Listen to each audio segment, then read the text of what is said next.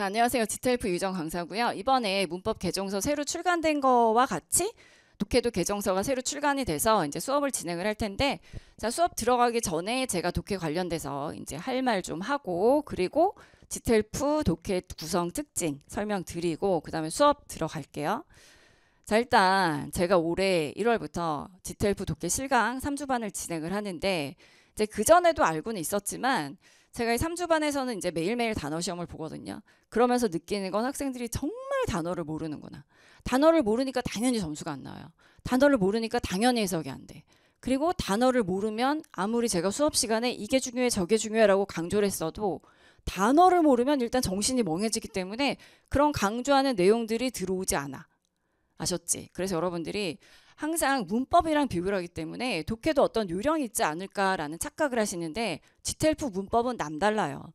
지텔프 문법은 사실 선택지만으로도 오답 쏘고 하면 정답이 나올 수 있는 유형이에요. 그러니까 여러분이 단기간에 지텔프는 문법에서 고득점을 하니까 독해도 이런 방법이 있지 않을까라고 자꾸 요령을 찾는데, 독해는 아니야. 독해는 완전 차원이 다르고, 독해는 일단 해야지라고 생각을 했으면 가장 먼저 하셔야 되는 게 단어 암기예요.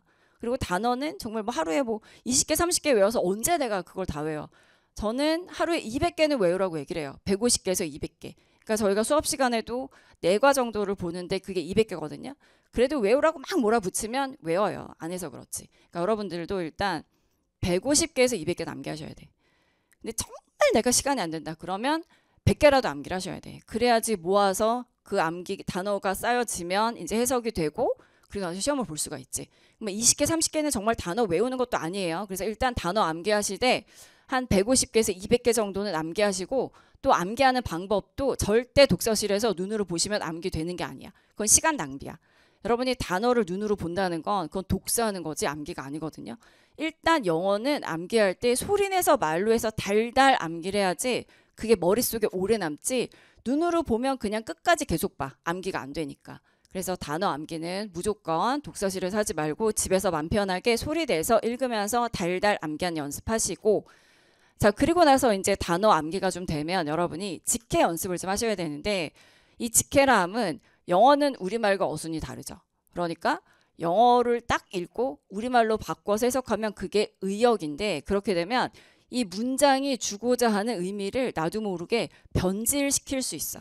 그러면 그대로의 내용을 받아오지 못하니까 거기에 내 상상 좀 들어가고, 그죠? 모르는 단어 있으면 또 좀 바꿔서 해석하면 원래 나타내고자 하는 내용과는 전혀 달라지기 때문에 당연히 정답을 못 고른단 말이에요.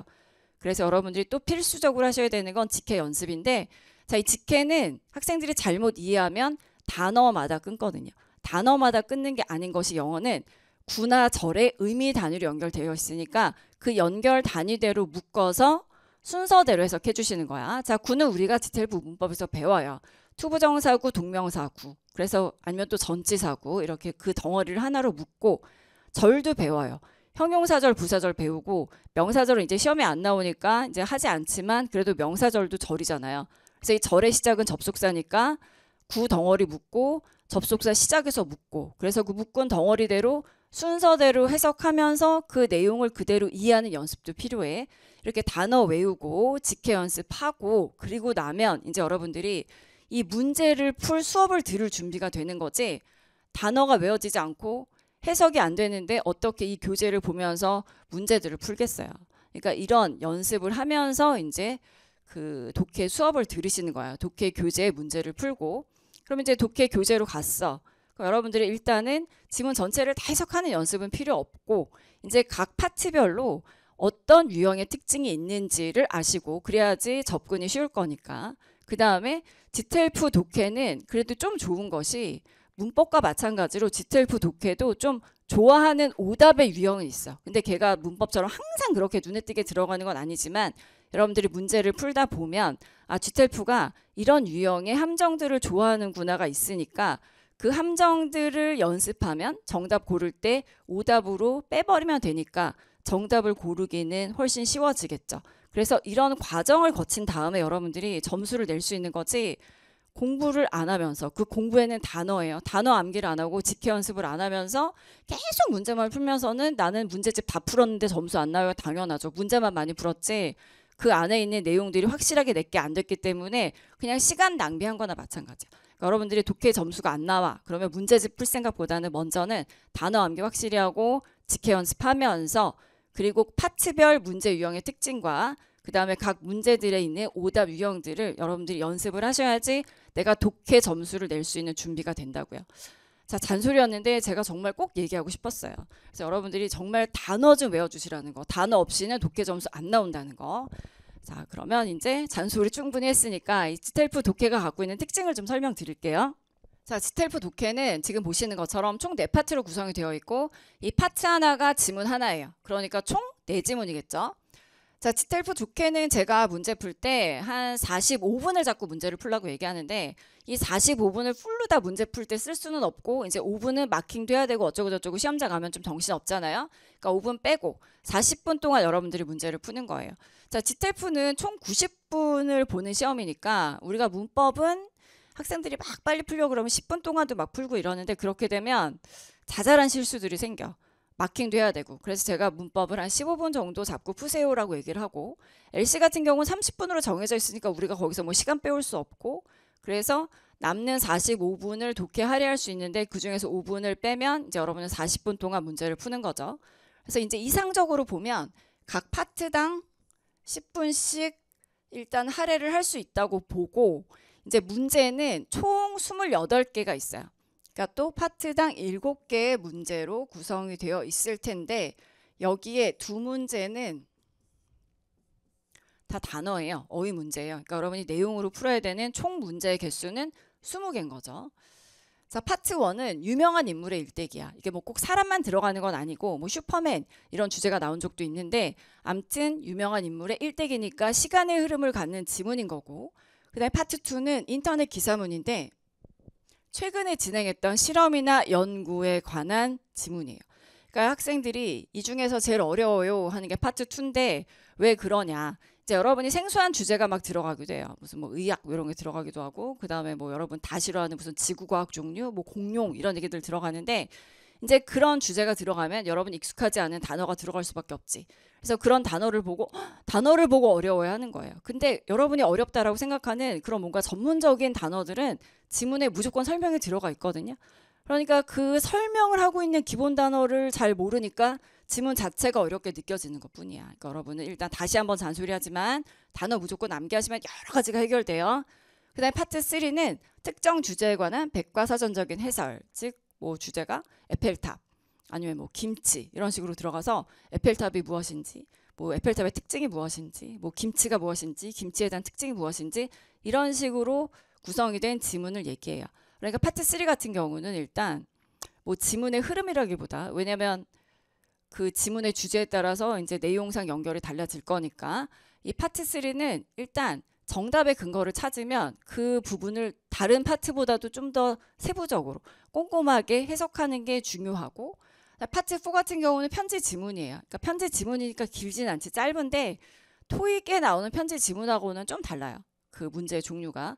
그래서 뭐 어려운 건 아니지만 그냥 짧으니까 되게 간단하게 정답 고를 수 있겠지라고 쉽게 생각할 수 있는 지문은 또 아니야. 그러니까 여러분들이 어느 정도의 중요성을 가지고 문제를 풀어야지 자잘한 실수가 생기지 않는 거. 그래서 이렇게 총 4개의 특징을 갖고 있는 파트로 구성이 되어 있고 이제 넘기고 자, 독해 지문 문제 풀이 순서를 넣어드렸는데 자, 우리는 주구장창 하루 종일 문제를 풀 수 있는 사람이 아니라 제가 앞에서 시간 정해드린 것처럼 총 40분 동안 각 파트당 10분씩의 시간을 갖고 최대한의 문제를 풀어서 점수를 내야 되는 사람들이기 때문에 이 문제를 풀 때는 좀 전략이 필요하지. 자, 그런데 학생들이 이 자격증 공부하시는 분들은 굉장히 꼼꼼하신 분들이 많아요. 그 꼼꼼함이 영어로 가면 그 질병이에요. 왜 질병이냐? 나는 지문 전체의 내용을 다 이해하지 않으면 문제를 풀 수가 없어. 이렇게 된다고. 근데 그 꼼꼼함은 절대 영어 문제에서는 발휘하면 안 돼요. 절대 안 돼. 그러니까 여러분은 독해 문제를 풀 때 일단 모르는 건 넘길 수도 있어야 되고 그 다음에 지문 전체를 다 해석해서 정답을 골라야지는 꿈도 꾸면 안 돼. 우리가 10분 안에 각 파트당을 풀어야 되는데 지문 해석 다 하는 것만으로도 10분 지나갈걸요. 그렇게 꼼꼼하게 해석하면. 그래서 문제를 풀 때는 절대 지문을 먼저 해석하겠다는 생각은 하지 마시고 제일 먼저 버려야 되는 생각이고 자, 처음에는 여기 적어드린 것처럼 제목을 확인하셔야 돼. 이 지텔프 독해의 파트 1에서부터 파트 3까지는 다 제목이 있어요. 편지 지문은 제목이 없지만.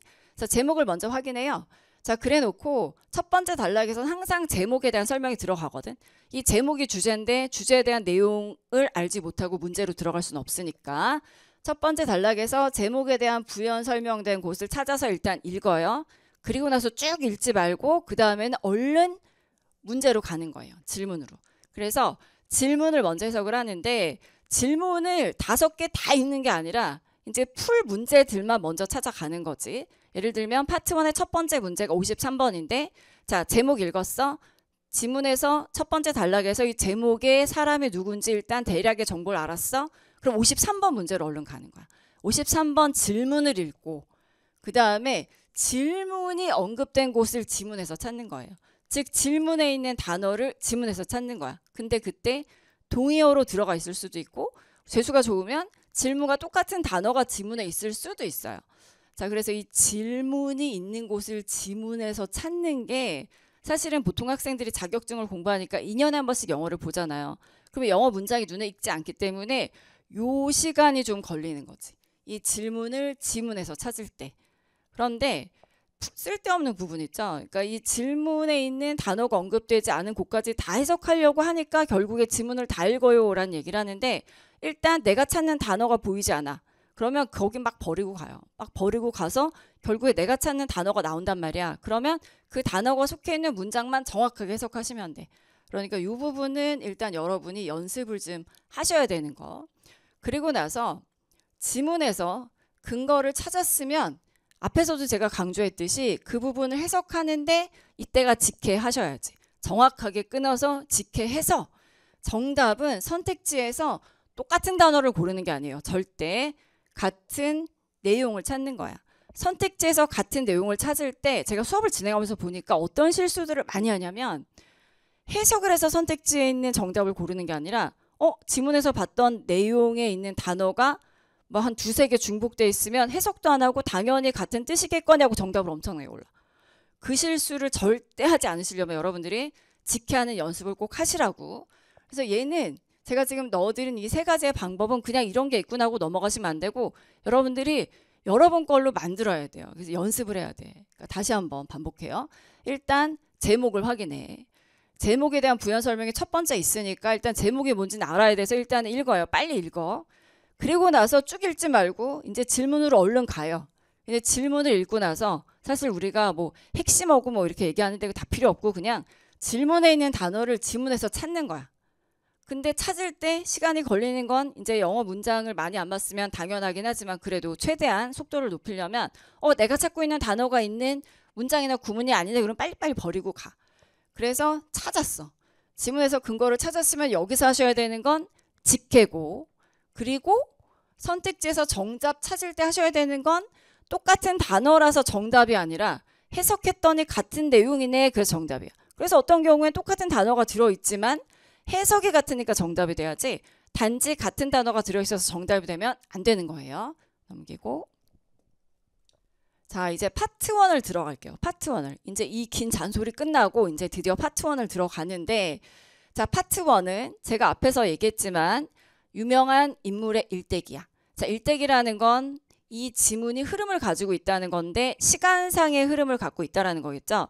그래서 이 파트 1의 지문의 흐름을 알고 있으면 제가 뒤에서 보여드리겠지만 이 파트 1은 이제 파트 1과 2만 이제 파트 1하고 2는 이 지문과 질문에 보통 정해져 있어. 그러니까 여러분이 이 파트 1의 단락에 나오는 내용을 미리 알고 있으면 질문을 보고 정답의 근거를 찾기 위해서 지문으로 갈 때 훨씬 더 찾는 속도가 빨라지겠죠.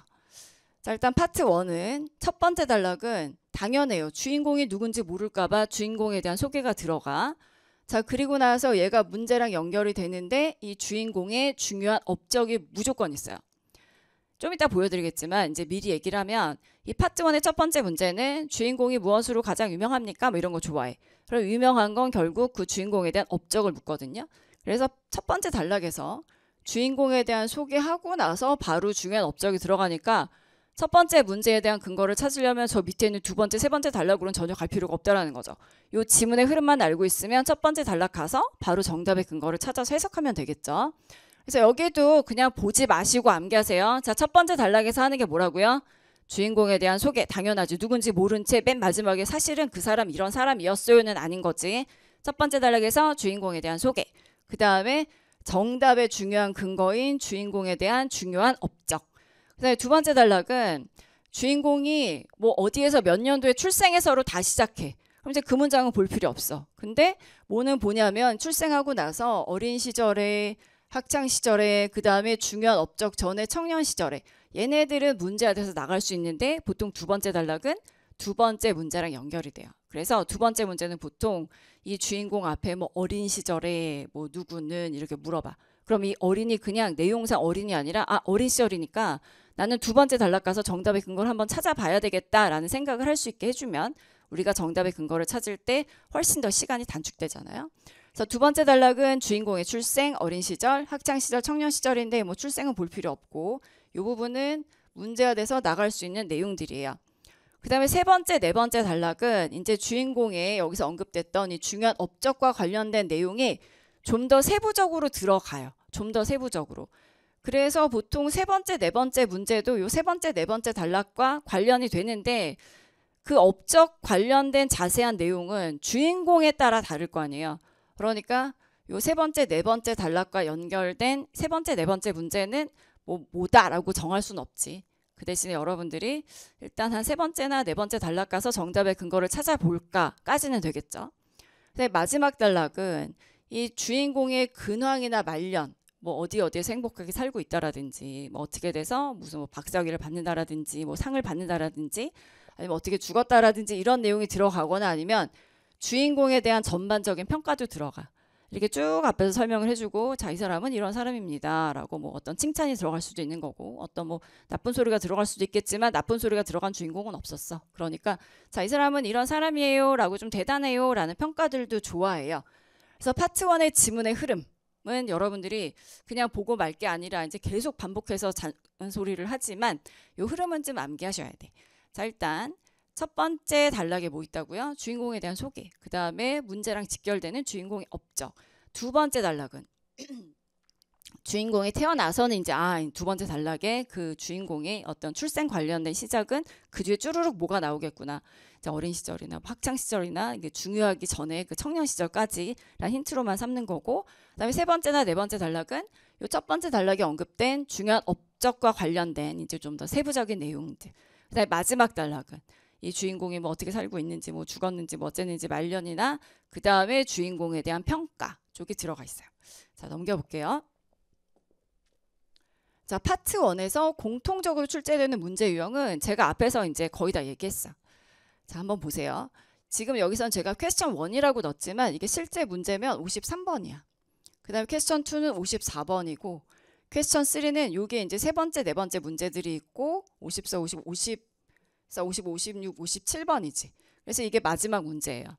그래서 퀘스천 1은 53, 퀘스천 2는 54, 퀘스천 3는 이제 실제 문제에서 파트 1의 마지막 문제 57번인데 자, 제가 파트 1은 지문의 흐름이라는 걸 갖고 있기 때문에 이 각 단락의 특징을 암기하고 있으면 문제랑 연결시키기 편하다고 그랬죠. 그래서 이 53번, 퀘스천 1은 53번을 해석하시면 주인공인 에이미 와인하우스는 무엇으로 가장 잘 알려져 있습니까는 무엇으로 가장 유명합니까? 는 질문의 의도가 주인공의 업적이에요. 자, 제가 방금 되게 중요한 얘기했는데 질문의 의도라는 걸 말했잖아요. 우리가 문제를 풀 때는 질문을 해석해서 끝내는 게 아니라 이 질문에 해당되는 단락을 좀 쉽게 찾으려면 파트 1하고 파트 2는 특히나 이 질문의 의도라는 걸 생각하면 되게 좋아. 그래서 이 퀘스천 1은 그냥 에이미 와인하우스는 무엇으로 가장 잘 알려져 있죠? 에서 끝나는 게 아니라 에이미 와인하우스의 업적은 무엇입니까? 그럼 업적이란 단어를 생각하면 단락이 나오잖아요. 첫 번째 단락은 주인공에 대한 기본 소개 플러스 이 주인공이 무엇으로 유명한지에 대한 업적이 나오는 거지. 그럼 여러분이 첫 번째 단락 가서 질문에 있는 단어를 지문에서 찾으면 best known for가 여기 그대로 best known for 하고 들어가 있죠. 그러면 여기에서 근거를 찾았으면 이 근거가 속해 있는 문장에 정답이 있기 때문에 그 문장은 전체 다 해석하시는 게 좋고 그 다음에 두 번째 문제 이제 실제 문제면 54번 자, 왜 에이미 하우스는 학교에서 쫓겨났나요?는 단순 문제 해석이고 질문의 의도를 생각해야지. 그러면 여기서 남달리 보이는 단어가 있죠. 스쿨, 학교. 그럼 결국에 학창 시절에 대해서 묻는 거기 때문에 자, 두 번째 단락은 출생에서부터 이제 출생은 필요 없고 뭐 어린 시절, 학창 시절, 청년 시절 이렇게 갔으니까 이 두 번째 단락을 찾아가야 되겠다라는 의도를 주는 게 더 스쿨이야. 자, 그래서 단락이 나왔어. 그럼 이제 두 번째 단락에서 학교를 찾으면 여기 학교 있는데 익스펠이 쫓겨났잖아요. 그래서 질문이 있는 문장이니까 여기를 전체 다 해석하면 정답을 고를 수가 있다고요. 그 다음에 이제 여기선 퀘스천 3지만 실제 문제에서는 마지막 문제인 57번은 자, 질문 해석하시면 와인하우스는 어떻게 기억될 것 같습니까? 사람들이 그 주인공에 대해서 기억하는 건 그게 평가거든요. 그러니까 해석은 와인하우스에 대해서 어떻게 기억될 것 같습니까? 근데 질문의 의도는 평가지. 그럼 질문의 의도가 평가. 평가라는 단어가 나오니까 단락도 같이 나오죠. 보통 마지막 단락에 이 주인공에 대한 평가가 있는데 지금 보시는 것처럼 질문이 그대로 들어가서 remembered 하고 있잖아요. 그럼 이 문장 해석하시면 되고 이제 마지막 단락에 평가가 안 들어가 있을 때도 있어. 뭐 예를 들면 그냥 뭐 어떻게 해서 죽었다라든지 어디서 행복하게 살고 있다라든지 상을 받았어, 박사학위를 받았어, 그냥 그렇게 근황으로만 끝날 때가 있거든요. 그럴 땐 그 앞단락의 주인공에 대한 이 중요한 업적과 관련된 평가가 있을 수도 있고 자, 거기에 없으면 이 첫 번째 단락에 중요한 업적은 결국에 주인공에 대한 평가와 같은 맥락이 될 수 있기 때문에 여기에서 정답의 근거를 찾을 수도 있어요. 자, 이렇게 보여드린 게 지금 파트 1에서 공통적으로 출제되는 문제 유형인데 이거 알고 있으면 문제 풀 때 굉장히 유용하고 이제 여러분들이 좀 문제 푸는 시간이 남들보다 많이 걸린다라고 생각이 들면 그때는 많은 개수를 푸는 것보다 푼 문제의 정확성이 높은 게 훨씬 낫거든요. 그럼 여러분들이 이 중간에 있는 55번하고 56번을 푸는 것보다는 이렇게 단락과 문제가 보통 정해져 있는 53, 54, 57 이렇게 푸는 게 더 좋겠죠. 자, 이제 그 교재 들어가 볼게요.